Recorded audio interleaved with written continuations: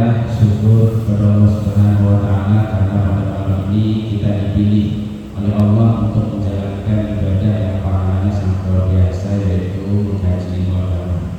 Bahkan saya sering mengatakan bahwa tidak ada ibadah yang paling gampang untuk dilakukan tapi bernilai pahala yang sangat besar kecuali ngaji. Sebab semua ibadah membutuhkan syarat dan rukun. Kalau syarat dan rukun itu tidak terpenuhi, maka ibadah tersebut tidak sah. Bahkan potensi untuk diterimanya ibadah itu sangat jauh. Kecuali ngaji. Ngaji itu tidak ada syarat dan rukun. Ngaji itu syaratnya cuma satu, yaitu hadir. Maka kata Nabi, "Hudurul majlisil ilmi khairun min alfi rakaati minan nafilah." Hadir di majlis ilmu itu lebih baik daripada sholat sunnah 1000 rakaat. Inilah amal akhir zaman.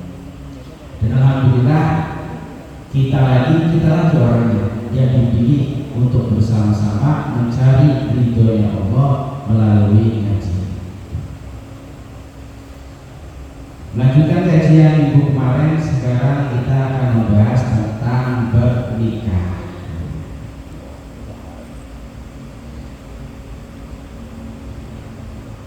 Allah Ta'ala, Allah Subhanahu wa Ta'ala berfirman di dalam Al-Quran, "Wa min ayatihi an khalaqa lakum min anfusikum azwajan litaskunu ilaiha wa ja'ala bainakum mawaddatan wa rahmah inna fi dzalika laayatin liqaumin yatafakkarun." Sebagian daripada tanda-tanda kekuasaannya Allah, bahwasanya Allah menciptakan kalian semua berpasang-pasangan. Tujuan Allah menciptakan makhluknya berpasang-pasangan adalah litaskunu ilaiha, agar kita merasa tentram, merasa tenang kalau sudah ada pasangan. Dan ini sudah dialami oleh Nabi Adam dulu. Nabi Adam setelah diciptakan kemudian dipersilahkan oleh Allah untuk menikmati semua kenikmatan yang ada di dalam surga. Suatu ketika Nabi Adam merasa jenuh, merasa galau. Ditanya oleh Allah, "Adam, kamu kenapa? Kenapa kamu ada di surga tak diganggu?" Kata Nabi Adam, "Saya butuh pendamping, Allah." Jadi Nabi Adam di dalam surga dengan segala kenikmatan yang ada merasa jenuh karena tidak ada pasangan. Apalagi seseorang yang berada di dunia dengan segala permasalahannya tidak ada pendamping, jenuh pasti. Bukan curhat itu. Ya begitulah. Nabi Adam di dalam surga dengan segala kenikmatannya jenuh. Apalagi manusia di dunia dengan segala macam permasalahannya tidak ada pendamping, jenuh. Ini setengah curhat kan? Makanya diciptakan oleh Allah makhluk berpasang-pasangan adalah litaskunu ilaiha, agar kau tenang, tentram bersama pasangan. Nah, kalau kita mengkaji tafsir dengan metode yang balaghah, litaskunu itu menggunakan fi'il mudhari yahtamul hal wal istiqbal wal istibor. Jadi makna daripada fi'il mudhari itu harus terus-menerus dilakukan, harus terus-menerus dijalankan, dipertahankan dan istiqomah agar kita mencapai litaskunu, ketenangan. Konon ini kata orang tua, ya sesuai juga dengan ilmu tafsir. Kata orang tua, umur pernikahan baru setahun, 2 tahun, 3 tahun itu sangat rentan dengan permasalahan. Entah suaminya yang nyeleweng, entah istrinya yang nyeleweng, pasti. Karena memang litaskunu untuk mencapai ketenangan itu membutuhkan proses. Istri betul-betul ngambek, udah gak apa-apa, beli sebelah miliar lagi. Nanti istri marah lagi, gak apa-apa, diamin, nanti diajak jalan-jalan dan terang lagi. Begitu terus, karena memang fitrahnya rumah tangga begitu. Ini kebalik nih harusnya buku saya. Ini di depan. Ini sekedar mengulas tentang ayat saja ya. Jadi untuk mencapai taskunu ketenangan itu memerlukan proses. Kalau berantem sedikit langsung cerai, sampai kapanpun kita tidak akan mendapatkan kesuksesan di dalam rumah tangga. Karena rumah tangga itu memang proses untuk menuju ketenangan. Baru setelah kita istiqomah bertahan dengan permasalahan-permasalahan yang dialami dalam rumah tangga, nah di sini Allah menggunakan firman wa ja'ala bainakum mawaddatan wa rahmah. Wa ja'ala firman dalam ilmu balaghah, firman itu faedahnya litahaqqul wuqu', pasti terjadi. Kalau kita sudah istiqomah di dalam mempertahankan rumah tangga, seberat apapun permasalahan yang ada di dalamnya, maka kemudian Allah waja'ala bainakum akan waja'ala bainakum menjadikan kalian ja'ala firman mawaddatan wa rahmah. Mawaddah itu kasih sayang, wa rahmah itu penuh dengan rasa kasihan. Waktu rumah tangga umur setahun 2 tahun berantem terus, tapi berantem juga malam-malam menjojol mesra, terus bertahan, baru nanti akan timbul mawaddah, sayang sama istri, dan timbul rasa warahmah. Rahmah itu kerunya kasihan bila istri nanti. Tapi karena kata ulama, pertama kali seorang laki-laki bertemu dengan perempuan setelah akad nikah, yaitu rasa haya, malu. Yang kedua, syahwat mulai muncul, kemudian timbul syahwat amarah, berantem terus, tapi bertahan, baru nanti akan muncul rasa kasihan. Ketika suaminya mau selingkuh, melihat istrinya sedang tidur, kasihan nggak jadi. Itu setelah menjalani proses berantem segala macam. Inna fi dzalika laayatin liqaumin yatafakkarun. Semua itu adalah tanda-tanda kekuasaan Allah bagi orang-orang yang berpikir, bagi orang-orang yang bertafakur. Makanya saya sering katakan, kita mentafakuri permasalahan nikah saja itu ibadah. Maka kata Nabi, tafakkar sa'atan khairun min sittina ibadah. Tafakur sesaat itu lebih baik daripada ibadah 60 tahun.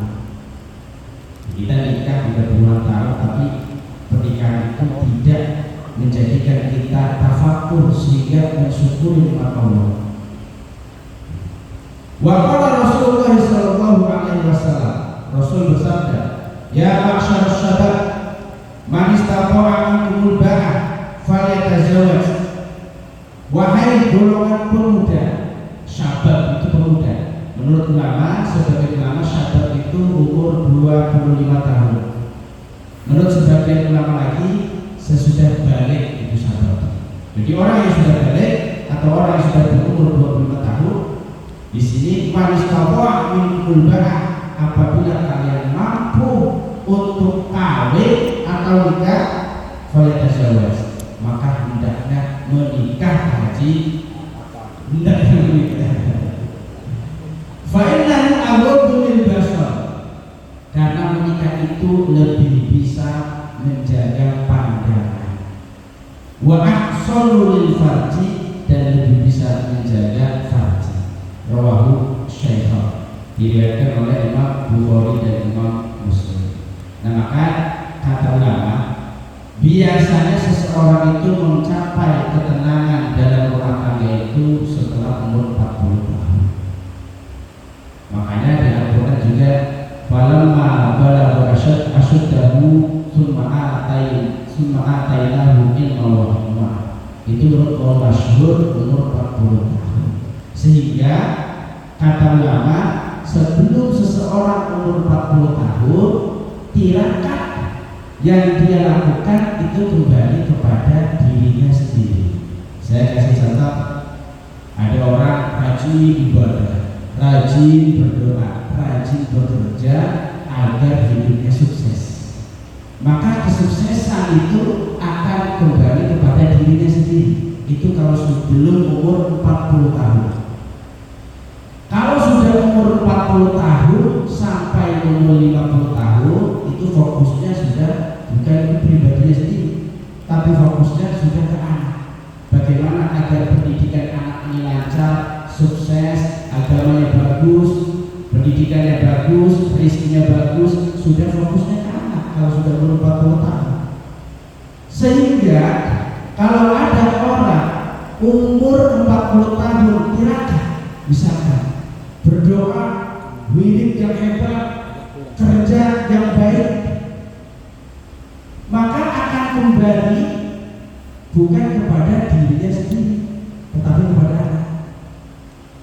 Jadi dulu ada orang Cirebon, orang Cirebon itu ngontrak di Kediri, itu sudah umur 61 tahun, dia jualan bakso Pak, jualan bakso di Kediri, umurnya sudah 61 tahun. Itu yang biasa beli bakso itu adalah santri-santri. Melihat santri itu pada hafal Quran, ngajinya bagus, si bapak ini iri. Kenapa? Ya dari dulu saya pesantren, sekarang sudah usia 61 tahun baru saya menyadari saya ini sama anak-anak santri yang baru umur sekian tahun tapi sudah hafal Quran. Terus dia ngomong sama kiai, yang namanya belajar itu tidak ada kata terlambat. Akhirnya si bapak ini hafal Quran Pak. Setelah Quran kembali umurnya sudah 61 tahun, 9 tahun hafal Quran gak hafal.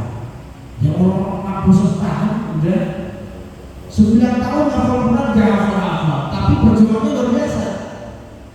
Kemudian meninggal, punya anak 9, semuanya hafal Quran. Ini usaha tirakat yang dilakukan oleh orang tua yang sudah berumur di atas 40 tahun itu akan kembali kalau tidak ke anak ke cucunya. Kalau tidak ke anak ke cucunya, punya anak 9 semuanya hafal Quran.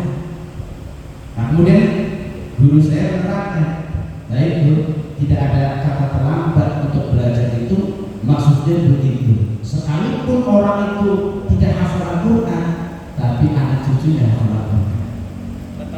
Nah kita yang belum capai umur 40 tahun, kerja yang tekun, usaha yang ulet, ibadah yang hebat, berdoa terus menerus, mudah-mudahan nanti setelah umur 40 tahun kita sudah berada dalam posisi yang mapan, rezekinya cukup, ibadah tenang, tinggal fokus ke anak. Setelah umur 50 tahun ke atas, itu adalah umur liman tahayya anil maut. Kalau kata orang sini udah umur pensiun. Tahayya anil maut, sudah siap-siap untuk menjemput kematian. Harus banyak-banyak duduk di masjid, harus banyak-banyak duduk di majelis ilmu, harus banyak-banyak duduk dengan orang-orang soleh. Jadi tahapan ilmu menurut Dhabitul Alam, adab alam itu 25 menikah, sampai 40 berusaha untuk dirinya sendiri agar karirnya bagus, 40 sampai 50 fokus ke anak, 50 tahun ke atas fokus untuk menghadapi kematian.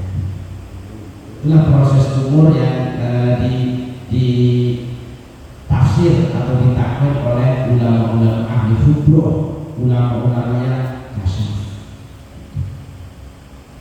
Dulu ada orang tua di kampung saya, umurnya sudah 63 tahun, ibu-ibu. Jadi selama hidupnya itu miskin, sering bilang dari kiai minta amalan agar kaya, diberi amalan puasa 40 hari, membaca 129 kali waqiah sehari semalam, dilakukan. Enggak kaya-kaya. Kemudian ngambil lagi wiridan tirakat ke kiai alam nasroh, dibaca 1001 kali setiap malam selama 40 hari, dilakukan oleh ibu, namanya Ibu Hajah Nadia, dilakukan. Enggak kaya-kaya sampai mati. Dan namanya 23 tahun. Allah juga tahu kalau kamu minta mobil, saya berikan mobil buat apa?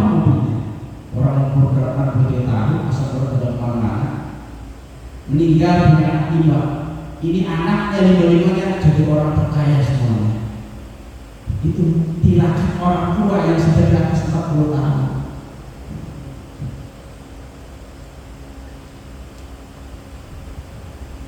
Walil nikahi fawaid katsirah.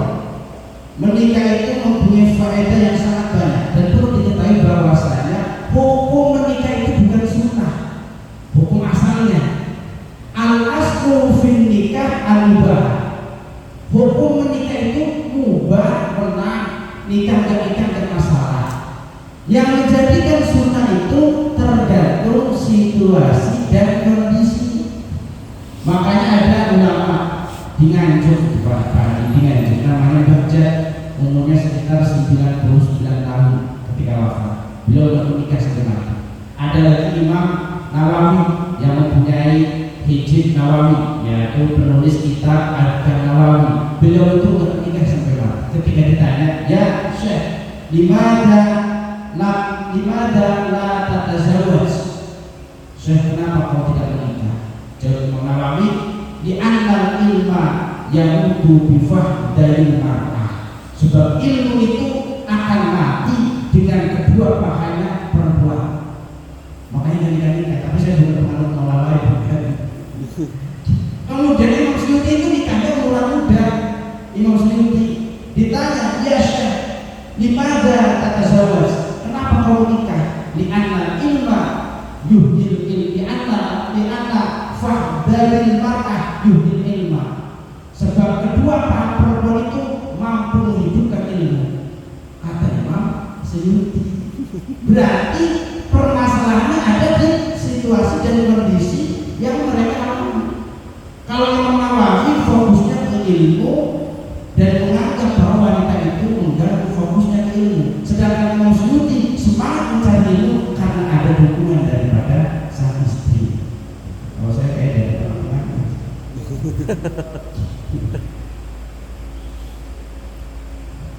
Yang pertama, faedah nikah. Nah, ada pun hadis Rasulullah an nikah sunnati faman rahiba sunnati falaysa minni, bahwa nikah merupakan sunnahku, barang siapa yang benci terhadap sunnahku maka bukan bagian daripada umatku. Itu ditafsir oleh ulama hadis itu jadul alal ghalib. Karena kebiasaan seseorang kalau menikah itu sudah mencapai kriteria mencukupi sunnah. Jadi nikah itu sunnah itu satu, kalau sudah mampu secara finansial, dua sudah berkeinginan menikah, itu sunnah. Kalau belum mampu secara finansial dan juga hatinya belum ingin menikah, syahwatnya belum naik, makruh buat dinikahkan. Orang yang fasik, orang bodoh, orang nakal, kalau dipaksa menikah haram.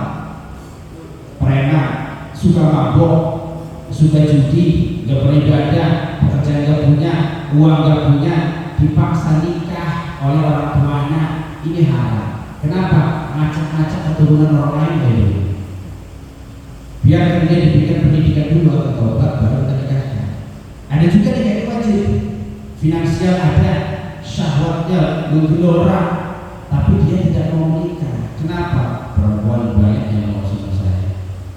Tinggal lagi pengen, tinggal pakai, nggak ribet ngurusin rumah tangga. Nah, ini haram nikah seperti ini. Jadi hukum asal nikah itu adalah mubah sebenarnya. Dan faedah menikah itu minha ittiba sunnah. Faedahnya adalah karena mengikuti sunnah. Wastifa'ul ladzah, dan juga mendapatkan kenikmatan, ladzah, lezat. Wahidudin, dan juga menjaga agama, wa baqaun nasli, dan juga mempertahankan keturunan. Itu faedah menikah. As-sifah, zina. Zina itu salah satu dosa besar. Tapi saya pernah baca hadis, Pak, ada dosa yang lebih besar daripada zina. Selain musyrik, selain durhaka kepada orang tua. Hadisnya saya nggak hafal, panjang sekali, yaitu ngomongin aib orang lain. Itu dosanya lebih besar daripada zina. Cuma bedanya kalau zina itu fahisyah, keburukan, sehingga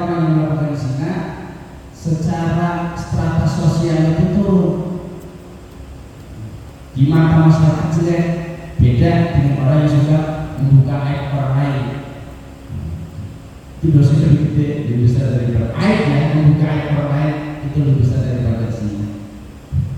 Zina itu termasuk maksiat fisik, sedangkan membuka aib orang lain itu termasuk maksiat hati karena berawal daripada kedengkian.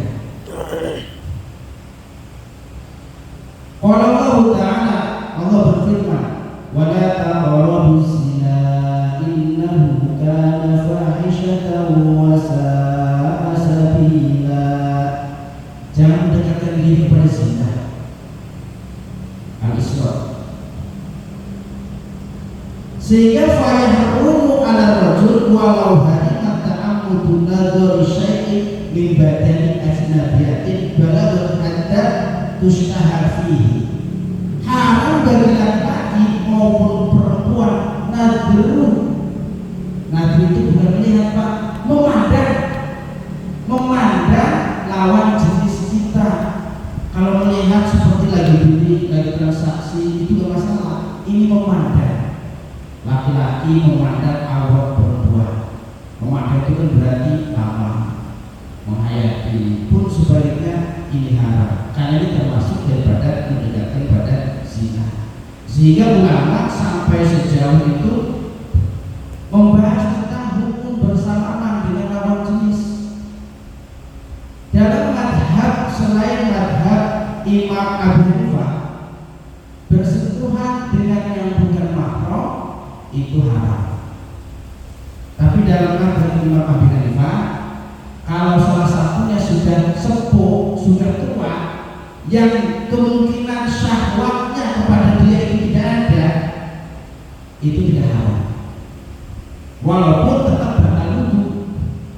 Nah makanya dulu saya sholat ke Habib Lutfi, itu tamu Lutfi itu Cina-Cina. Tamunya itu perempuan-perempuan itu kalau satu masalah bolak-balik dicium, kan banyak yang suruh. Ini Habib Lutfi kok ulama tapi tangannya mau dicium oleh perempuan yang bukan mahram.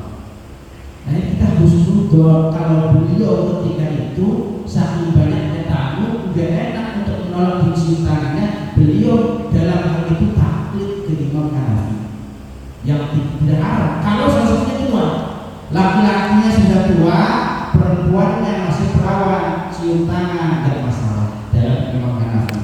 Atau sebaliknya, perempuannya sudah tua, laki-lakinya masih muda, cium tangan itu tidak masalah dalam Imam Hanafi. Jadi kalau kita melihat kiai seperti itu, berarti mungkin taklid ke imam yang membolehkan, walaupun itu tetap batal, kecuali masih muda.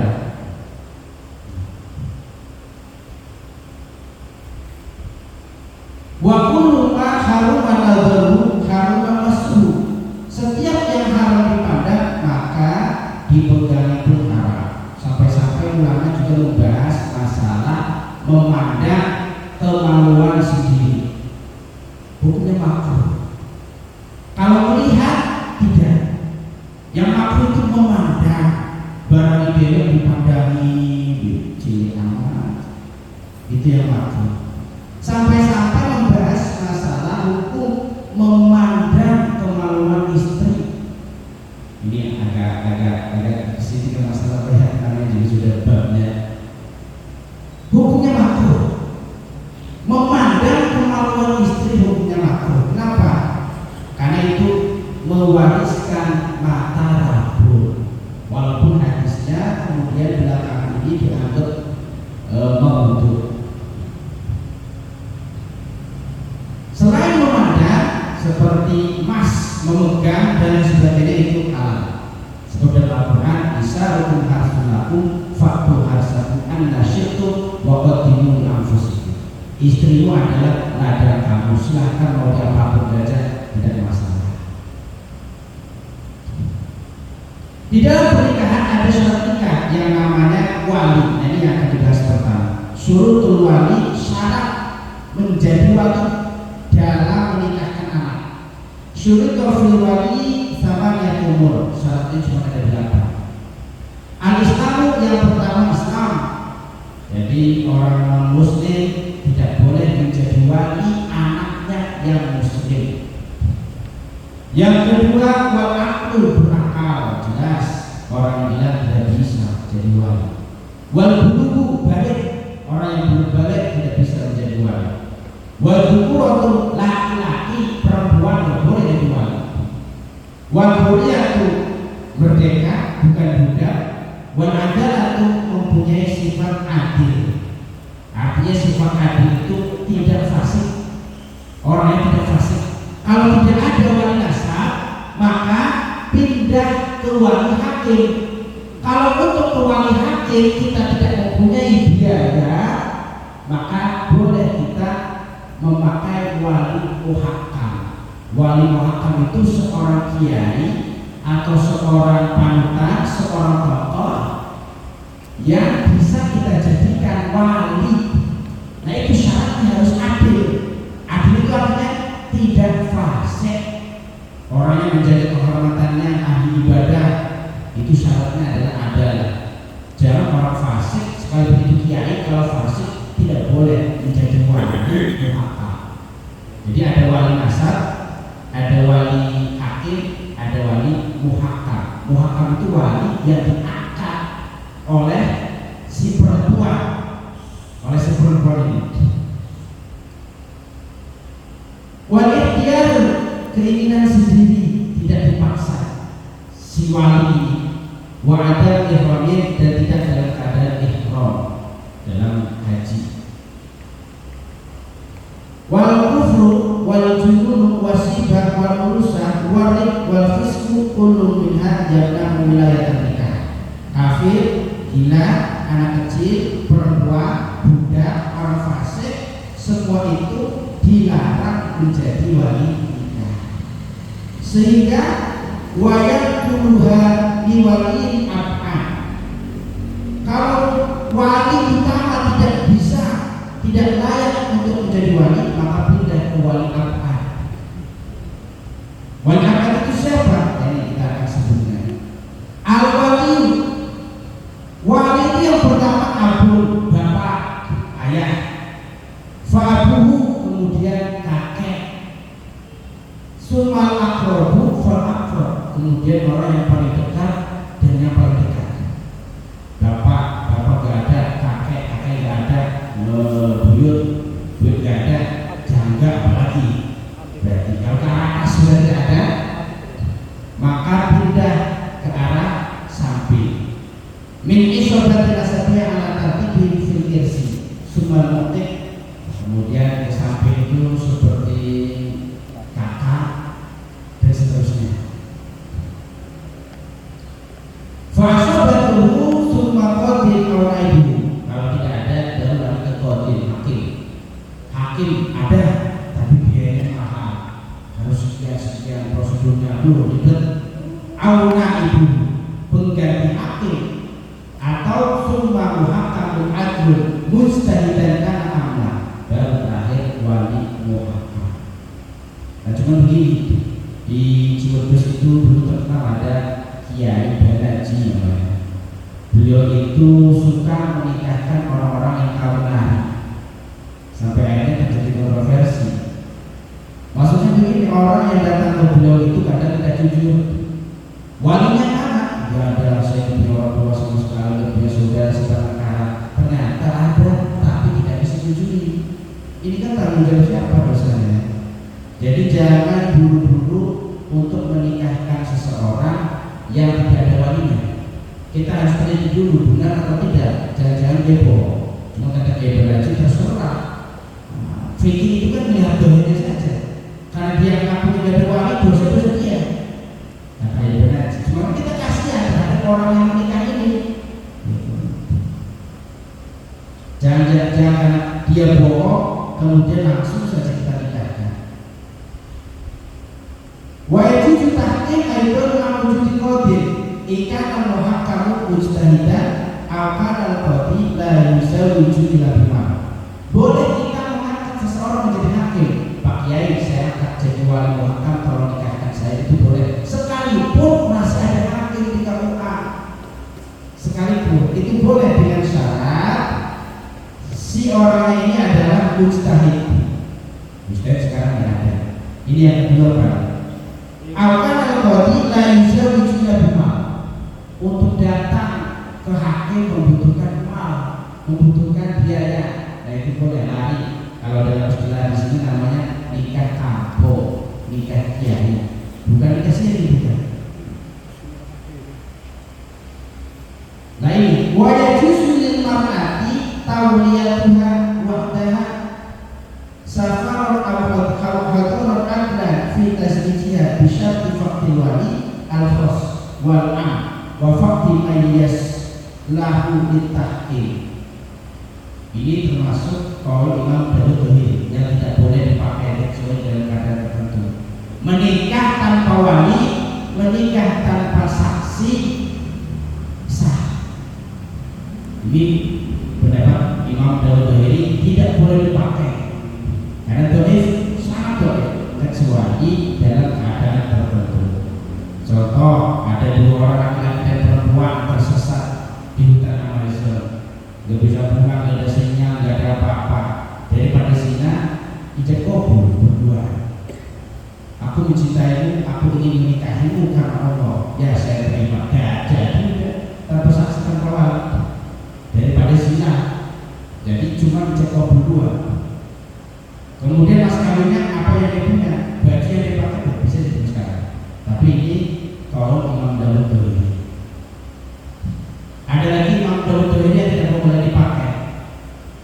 Sekalipun ini menjelaskan riwayatnya itu adalah dari Sayyidina Abu Bakar, tapi sangat lemah karena sahabat-sahabat yang lain diriwayatkan oleh para imam seperti Imam Syafi'i, Imam Abu Hanbal dan imam lainnya.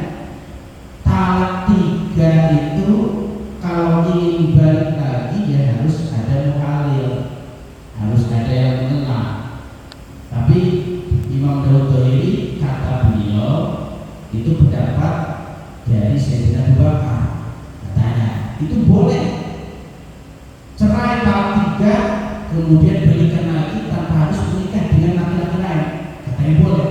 Nah ini tidak dibenarkan, sangat doif, syiddah dan dofi, sangat doif sekali kalau jangan dipakai. Nah belakangan ini saya baca di artikel-artikel di online atau apa, ini sudah ditulis dengan alasan boleh waya juzu, boleh al-ahdu biqolik dofi.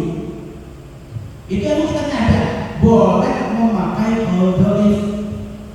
Jika sekarang banyak, kemarin juga ada orang Jakarta datang ke Abuja, jadi sudah tahap 3 pengen nikah lagi.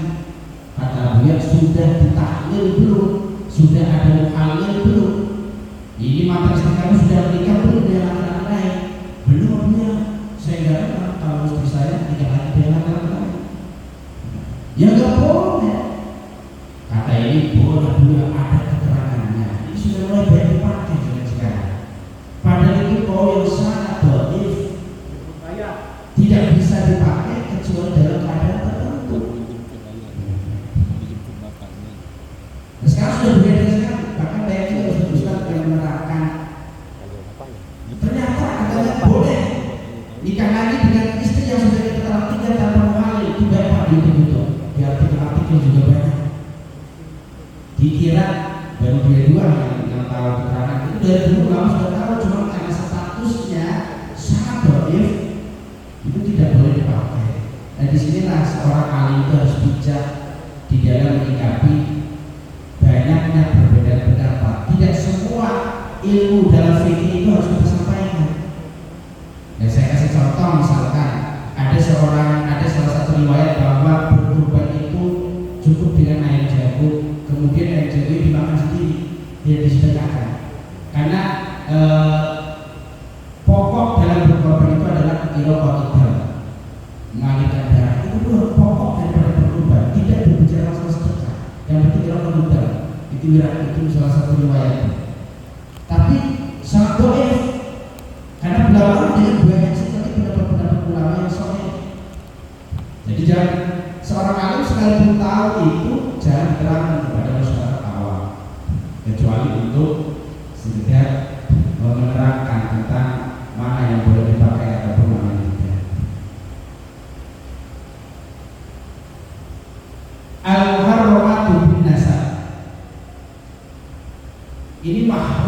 nasab, ada mahram rodo. Mahram rodo itu satu susuan, seperti Sayyidina Muhammad dengan Siti Halimah. Ada lagi mahram dengan sebab nikah. Jadi mahram itu ada tiga.